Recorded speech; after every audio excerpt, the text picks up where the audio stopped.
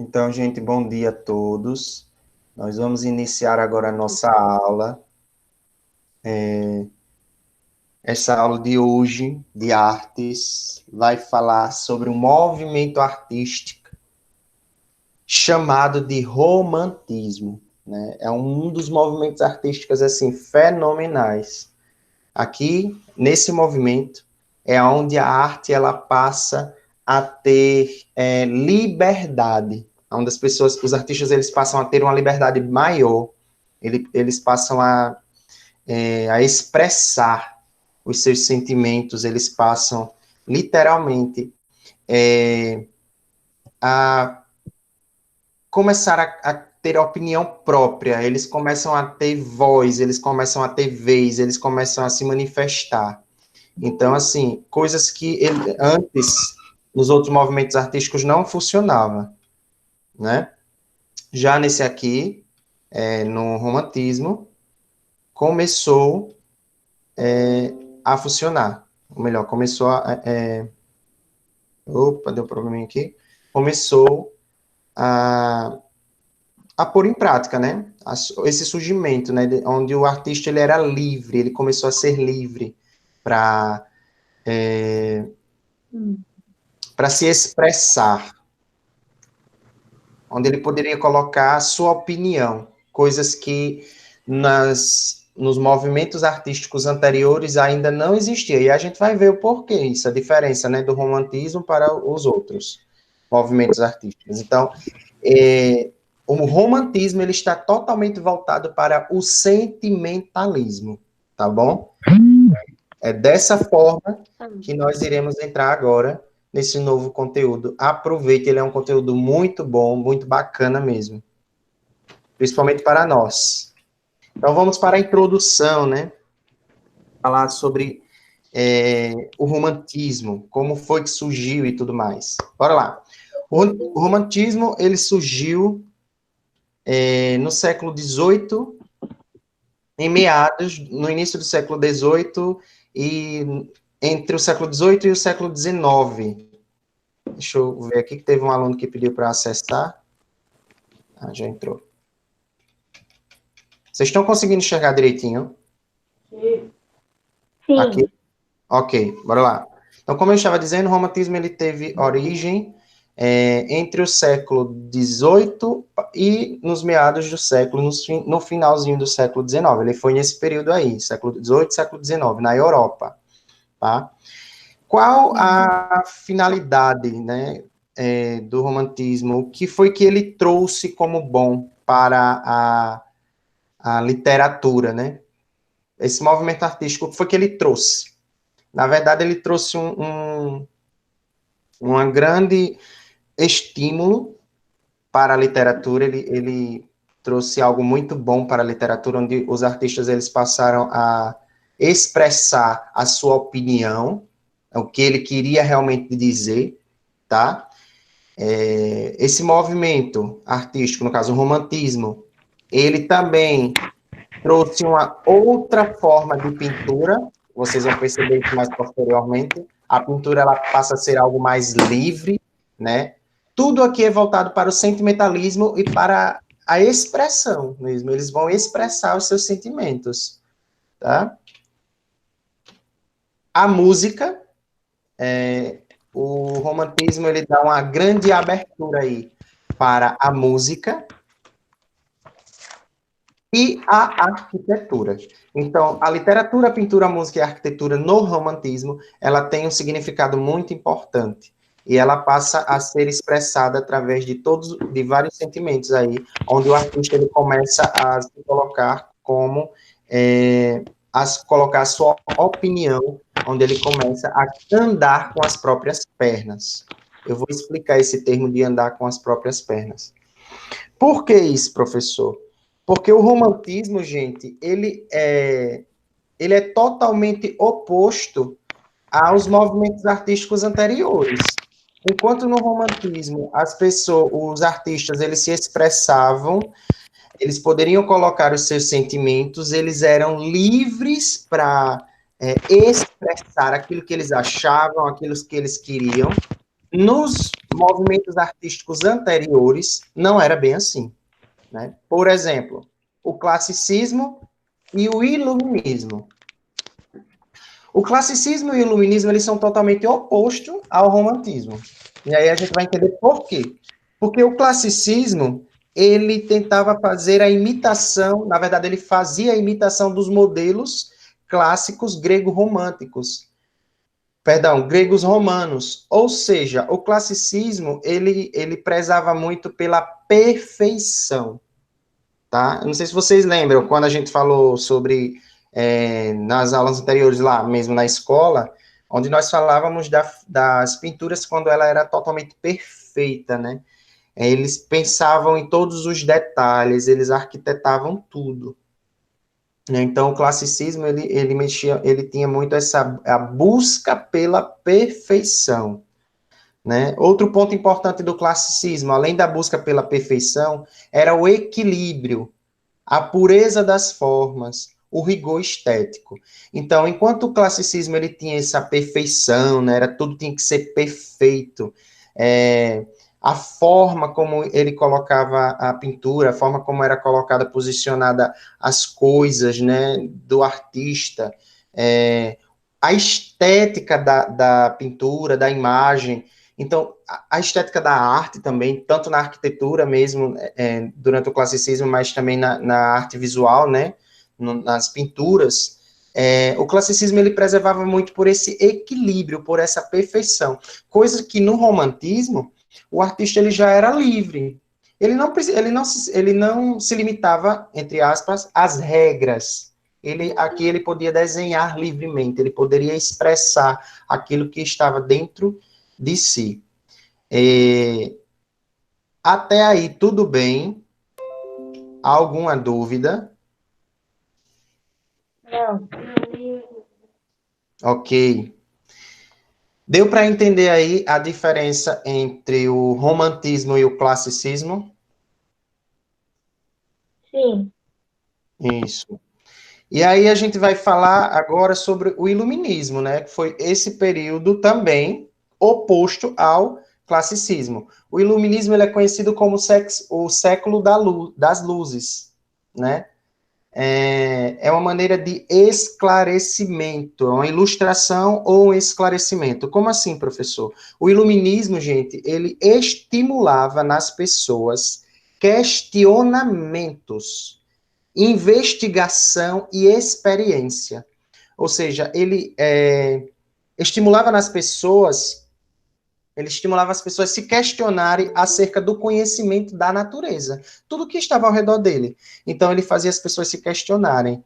E nesse questionamento, ele defendia a liberdade da política, onde ele queria que todas as pessoas fossem iguais, né? Eles tivessem os direitos iguais, né? Fossem iguais pelos direitos.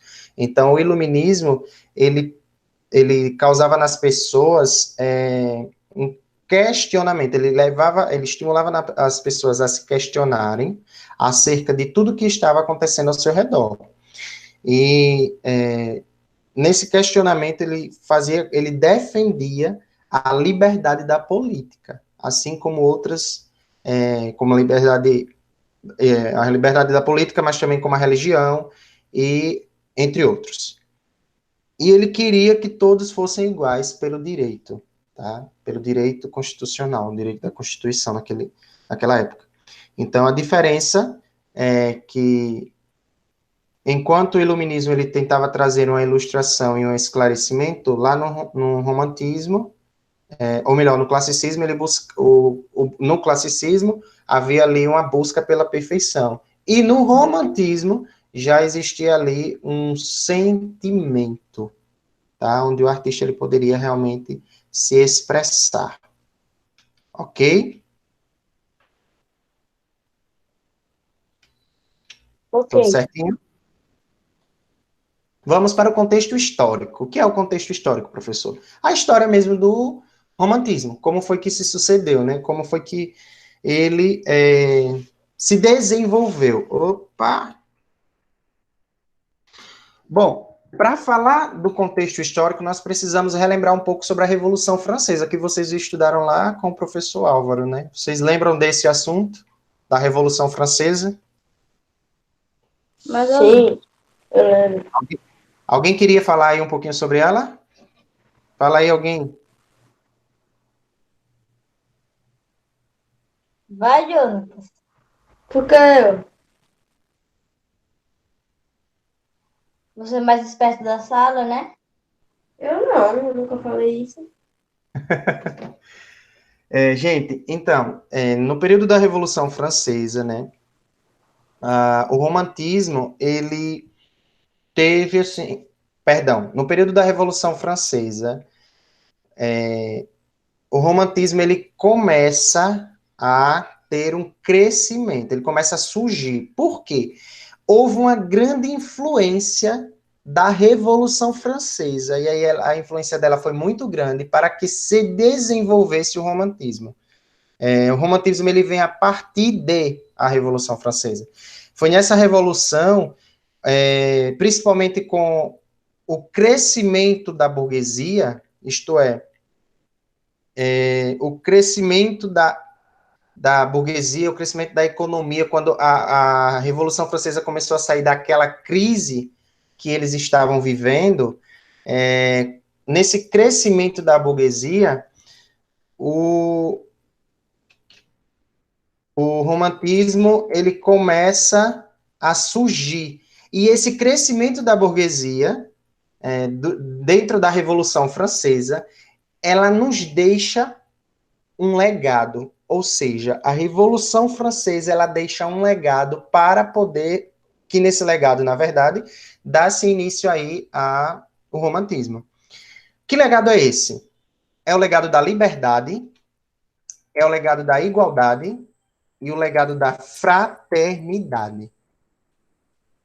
Esses legados aí, esse legado que a Revolução Francesa deixou através do crescimento da burguesia, faz com que o movimento artístico romântico ele cresça e seja difundido de verdade. Então, a Revolução Francesa ela tem essa influência, porque quando o crescimento da burguesia, quando a burguesia ela começa a crescer, ela vai gerando para a sociedade a liberdade, a igualdade e a fraternidade, né? E isso daí leva o direito do homem e do cidadão, tá? Então, foi a partir daí que surgiu, de fato, a opinião própria, onde o ser humano ele começa a caminhar com as próprias pernas, tipo assim, aí onde o romantismo surge, porque começa a surgir, como tá lá em cima, a liberdade, né, onde as pessoas elas podem se expressar, as pessoas elas podem dizer o que é que elas acham, o que é que elas pensam, existe aí uma opinião própria. Existe também uma igualdade de valores, onde tudo é distribuído, entre aspas, claro, mais ou menos por igual para todos. Existe aí uma fraternidade, onde eles começavam a pensar de um modo mais juntos, de um modo junto, um modo meio que coletivo, tirando as suas próprias conclusões, coisas que nos movimentos anteriores não existiam. Então, a Revolução Francesa, com o crescimento da burguesia, ela traz para nós essa liberdade. Isso foi muito importante, porque hoje, né, nós temos a nossa opinião própria, né, e foi adquirida através desse crescimento da burguesia, que ela deixou para nós esse legado, né, essa liberdade, essa igualdade e essa fraternidade, dando aí o direito do homem e do cidadão. A literatura, então, abriu caminhos para que, no fim do século XVIII e nas primeiras décadas do século XIX, muitos artistas visuais contestassem as bases artísticas do neoclassicismo. Vamos prestar bastante atenção aqui. Muitos artistas visuais contestassem as bases artísticas do neoclassicismo. Professor, o que seria esse neoclassicismo? Bora lá. O classicismo em si, ele foi a imitação, na verdade, dos modelos clássicos grego-romanos. O classicismo ele buscava uma perfeição, como a gente falou anteriormente. O neoclassicismo é a retomada dessa perfeição, tá? Eles retomaram. Então, para o romantismo, isso era complicado, porque eles já estavam vivendo aí uma liberdade, e eles começavam a contestar essas bases artísticas do neoclassicismo, que era, o neoclassicismo já queria novamente trazer voltar com o classicismo, ou seja, voltar com essa perfeição, essa estética, essas regras, né, aquilo que eles viviam naquela época. Então, o romantismo, né, alguns artistas, eles começaram a contestar, né, essas bases, né, artísticas do neoclassicismo. Deu para entender, pessoal? Até aí tudo bem? Sim. Sim. Tem alguma dúvida? Não. Ok. Então, a literatura, né, quando a literatura romântica, quando ela vai se propagando e tudo mais, ela, depois deles contestarem sobre as bases artísticas do neoclassicismo, eles trazem aí um novo surgimento, né? Eles iniciam aí algo novo, né? Esse algo novo, apesar deles estarem contestando a volta, vamos dizer assim, do classicismo, eles começaram a contestar justamente pelo novo que estava se iniciando. E esse novo era justamente a valorização da liberdade, a valorização das emoções individuais, a valorização da intuição e a valorização do nacionalismo. Então, para poder nascer essa liberdade, essas emoções individuais, essa intuição e esse nacionalismo, para poder nascer isso, eles tinham que contestar ainda algumas bases artísticas que estavam ligadas ao neoclassicismo, né? Que os artistas anteriores, né? O movimento anterior do classicismo estava trazendo, né? E o neoclassicismo ele estava justamente trazendo, né, essa questão da estética, dessa não liberdade do artista, né, onde ele tinha que viver regrado, com várias regras. E eles estavam batendo justamente nessa tecla, na valorização, né? Contestava porque eles já estavam dando início a algo novo, que estava voltado para a liberdade, que estava voltado para as emoções individuais, que estava voltado para a intuição e para o nacionalismo. Ou seja, vou voltar aqui. Ou seja, estava se iniciando aí a liberdade do artista, nesse período, onde o artista, ele, de fato, poderia expressar aquilo que ele estava sentindo, coisa que nos movimentos artísticos anteriores ele não conseguia fazer isso com a liberdade de fato, onde ele pudesse colocar o seu ponto de vista, onde ele pudesse concordar e discordar, tá? Em algumas obras de alguns artistas vocês vão perceber isso bem claramente, algumas críticas que eles fazem, coisa que nos movimentos anteriores não podia ser feito com tanto vigor, né? Com tanta liberdade. Alguma dúvida, gente? Não, Nenhuma. Deu para entender?